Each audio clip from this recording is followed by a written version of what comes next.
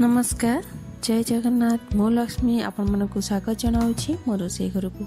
आज मुझे आपण मान सहित गोटे क्विकली इजी रेसिपी शेयर करी हेले ता पूर्व मो वीडियो को लाइक शेयर सब्सक्राइब करने भूलें आउ पाखे थी छोट बेल आइकन को प्रेस करने भूलें।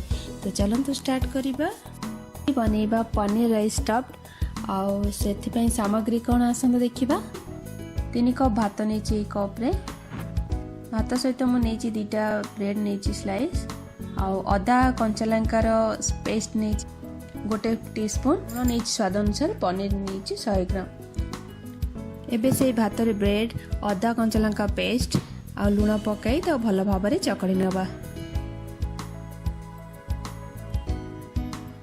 देखंतु मो स्पून सागर चकड़ुची आपण हाथ रे भी चकड़ी पारे। चकड़ार आम पानी दबानी जेहेतु भात देचे से पानी तो पतला लगले तार बांधी हेबनी आउ तापर छाणिले सेटा सब फिटी जीवो। देखंतु तार थिकनेसटा एई भली भाव रहइबो। गैस ऑन करिबा तेल गरम करिबा मु हाई फ्लेम रे तेल बसैली जल्दी गरम होवा पई। तेल गरम होवा भितर आमे ए सब बॉल बनै देबा स्टफिंग बनै देबा। देखो तो ये भाव में किसी नहीं हाथ में थोड़ा ताको एमती फैले दबा पनीर आनी स्टफिंग दबा ताको स्टफिंग दे ता मुँह बंद करदे जमती आपण घरे मंडा पिठा बनाती से भाई सेप देवे जमी सेमती ता मुँह बंद करके बर्तमान मुझे सेप देवी ये भाव में सेप देली आपण जमती इच्छा आपण जमती सेप दे पारे। हमारा प्रस्तुत हो गला बर्तमान देखिबा हम तेल गरम है कि नहीं। देखंतु तेल भल भाव में गरम हो गलानी। एबे आमे बनै कि रखिथिबा बॉल गुडी को एबे तेल रे पकेबा। एहा को मु ब्राउन कलर हैला पर्यंत फ्राई करिवि। देखंतु धीरे धीरे कलर चेंज हैलानी।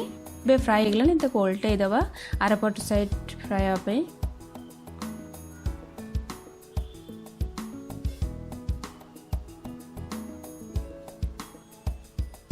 देखो भल भाव फ्राए हो गलानी। एबे आमे ताको बाहर कर नबा।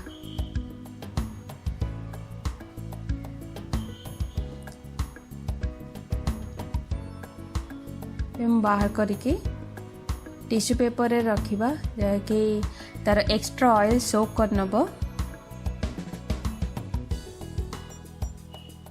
देखो बहुत क्रंची क्रंची हेची आ बहुत सुंदर भी देखा ऊपर जिते क्रंची लगे आपण भीतर से सॉफ्ट लगे। देखंतु केते भल भाव ये फ्राए हो जाइए केते क्रंची लगुच आ भीतर केते सॉफ्ट सॉफ्ट अच्छे। मम्मी ग्रीन चटनी सहित खाइबे आ गरमा गरम खाइबे बहुत ही टेस्टी लगे।